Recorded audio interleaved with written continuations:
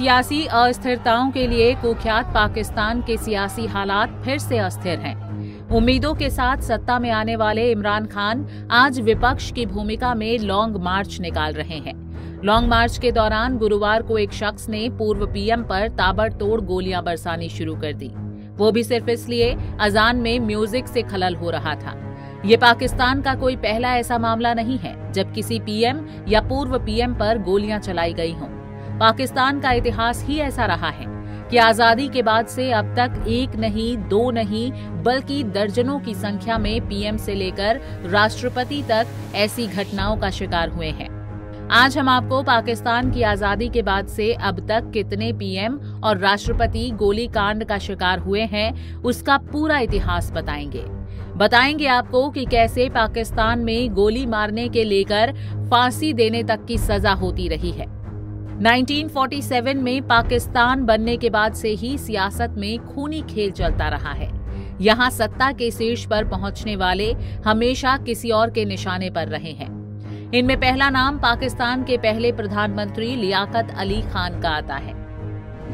अविभाजित भारत में जब जवाहरलाल नेहरू के नेतृत्व में भारत में अंतरिम सरकार बनी तो जवाहरलाल नेहरू प्रधानमंत्री बने थे और मुस्लिम लीग के नेता लियाकत अली खान को पहला वित्त मंत्री बनाया गया था। जब भारत का बंटवारा हुआ और पाकिस्तान अलग मुल्क बना तो उस मुल्क के पहले प्रधानमंत्री लियाकत अली खान बनाए गए।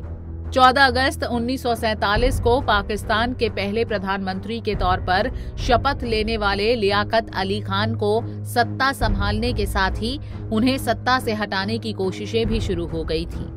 करीब 4 साल तक पाकिस्तान की सत्ता की कुर्सी संभालने वाले लियाकत अली खान जब 16 अक्टूबर 1951 को ईस्ट इंडिया कंपनी गार्डन में अपने लोगों के बीच पहुंचे और माइक से बोलने के लिए उठे तो मौजूद भीड़ ने तालियां बजाकर उनका इस्तकबाल किया।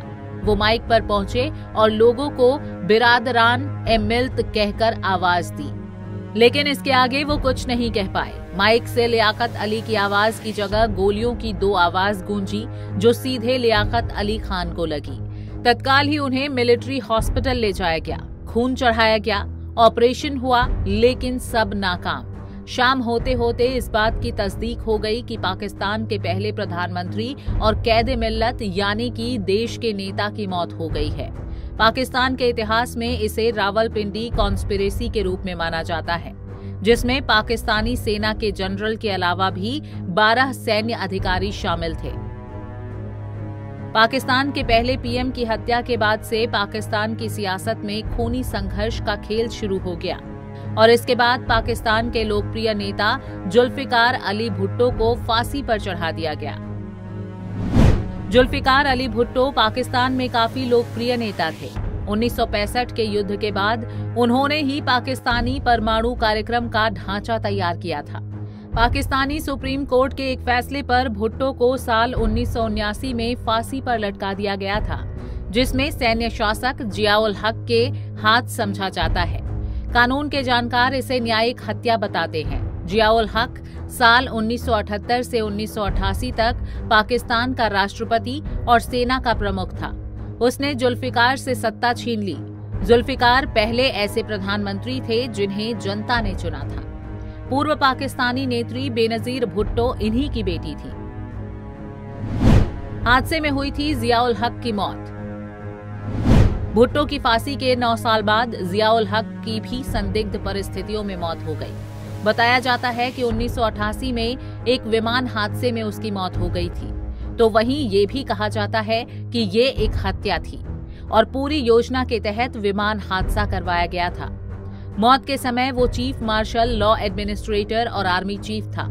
इस हत्या के आरोप बेनजीर भुट्टो के भाई मुर्तजा भुट्टो पर लगते रहे हैं, हालांकि इसका कोई सबूत नहीं मिल पाया है। जब पूर्व पीएम बेनजीर भुट्टो पर चली थी ताबड़तोड़ गोलियां, पाकिस्तान बनने के बाद से ही जो खूनी खेल शुरू हुआ था वो भला कहां थमने वाला था। पाकिस्तान के लियाकत गार्डन में जहां लियाकत अली खान की हत्या हुई थी, वहीं बेनजीर भुट्टो को भी निशाना बनाया गया। 27 सितंबर 2007 को पूर्व प्रधानमंत्री बेनजीर भुट्टो की गोली मारकर हत्या कर दी गई। वो लह जुल्फिकार अली भुट्टो की बेटी थी। भुट्टो 2 बार प्रधानमंत्री बनी। उनकी हत्या की कोशिश पहले भी काफी की जा चुकी थी, लेकिन वो बच गई थी। साल 2007 में ही कारसाज में बम धमाका हुआ था, जिसमें 180 लोग मारे गए थे। वो तीसरी बार प्रधानमंत्री बनने की तैयारी कर रही थी, लेकिन उनकी हत्या कर दी गई। इसके पीछे तालिबान को जिम्मेदार माना जाता है। उनकी हत्या के बाद पाकिस्तान में सियासी उथल-पुथल हुई और मौका देखकर जनरल परवेज मुशर्रफ ने सत्ता पर कब्जा कर लिया।